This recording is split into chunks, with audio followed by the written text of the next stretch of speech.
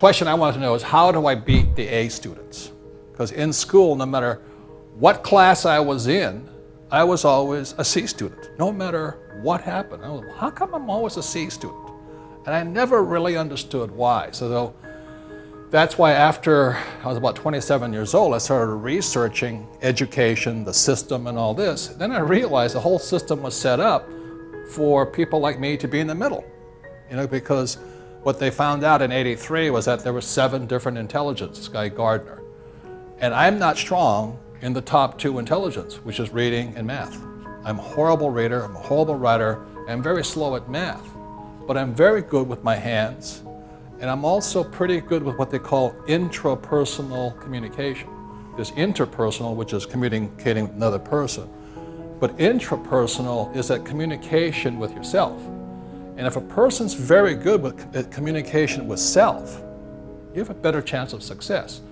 So the way I chunked it down, this has been 30 years, and again, I'm not a rocket scientist or a brain surgeon, is that the way you beat an A student was, I finally figured it out, was that we had 3 parts to a brain. We had the left brain, the right brain, and what I call the subconscious brain. Generally, when we say somebody's good at reading and writing and math, they're generally left brains. So these are the guys that do well in school. That is not me. I can read and I can write, but I read very slowly, and I can count as fast as my fingers can cheat. I'm not saying anything. And the right brain is the creative side. So this is analytical, and this is creative. So the way I solve problems is very simple. The way I beat an A student is, if I run into a problem saying I don't have enough money, or how do I put this deal together, or how do I get to do this, it's not left brain, it's creative. I go spatial. So people who are artists and musicians and things like this, they're more right brain. They get hammered in school. You know what I'm saying? And then the subconscious mind, this is what they call the reactive mind also. There's a thing called reptilian brain in here. This is primal. This is fight or flight. It doesn't think, it reacts. So when I say to most people, quit your job, and they go, logically the left brain goes, oh yeah, I could make a lot of money as an entrepreneur. And the right brain goes, yeah, then I can have my new cookies go out in the market and I can be rich. And then the subconscious mind kicks in and goes, not you.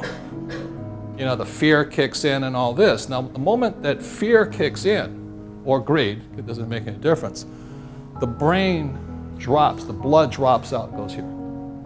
The moment the blood drains out of here from these 2 things called the carotid arteries, it pulls down, it goes reptilian. You turn into a little reptile and cannot think anymore. So that's, for the last 30 years, I've been watching that. So when I talk to certain people, not mention who, I talk to them, they go reptilian on me so fast, I can't believe it. What if I fail? What if I make a mistake? It's too risky out there. Or that's fear. Another one's greed. When the real estate market was climbing, all of these guys who had no business in real estate jumped in. Ah! And the market crashes. Ah! They all jump out. So in other words, they go reptilian. Does that make sense? I call it the lizard. When the sun's hot, they climb around. The sun's cold, they go inside. And they can't think because this is thinking. That makes sense, you guys? So the other side of it is, with me personally, there is the battle between the fat boy and the stud.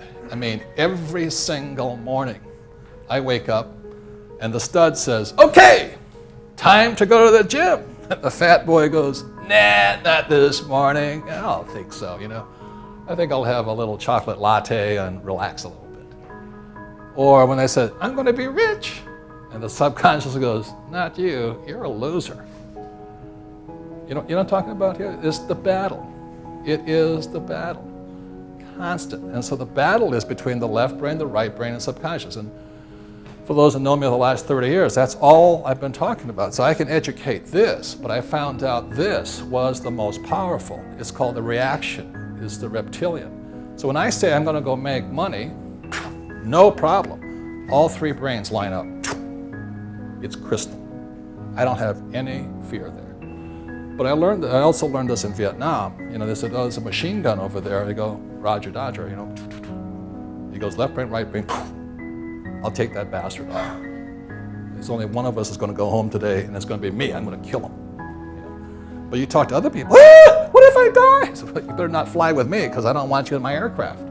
If a person cannot control their subconscious mind, I don't want them on my team, because they'll panic, they'll blow it, they won't shoot when they have to shoot, they'll run when they should be going forward, they'll back up and things like this.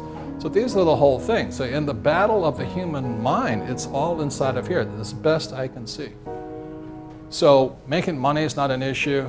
Going to the gym, big issue.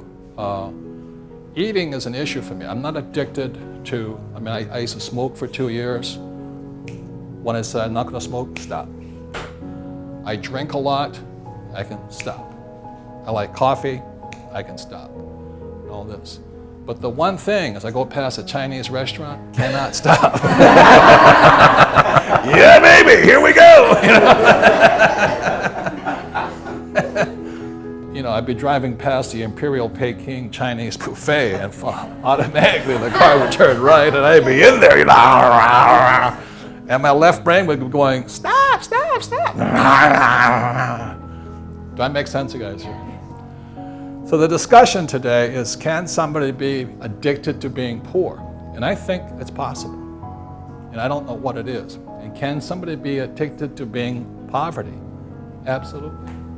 Can somebody be addicted to being an employee even though they hate their job? I think possibly. Does that make sense, you guys here? This is a different kind of addiction. So it's really about the battle between all of us, and the way I decided I could win in the real world. Since I couldn't win here, I would never win in the classroom here. Never. There is not a class I would win in, because I don't read and I don't write. Terrible. I read very slowly. And I like to cheat. It's called I discuss. But you're not allowed to do that in school. But I'm very creative. I like to draw, paint. I do play the ukulele now. But this was my strongest one. It is my intrapersonal skill. It is the handling of fear and the handling of greed. That is what makes me an entrepreneur. I can handle that. When things get frightening, I just turn it around, crank it up. Okay, when the economy's bad, I say, yes, baby, I'm going to kick butt now. The reason I'm going to kick butt is because these guys have lost their nerve. Does that make sense? So right now, as the economy starts to go into a recession, people are starting to panic. This is the time to get rich. But when I talk to most people about a declining economy, and they can't think anymore. They go reptilian. Am I making sense here? So the way to win in the world is by, and this is the book coming out next spring in 2008, is you get your financial IQ up, you need 3 parts of your brain.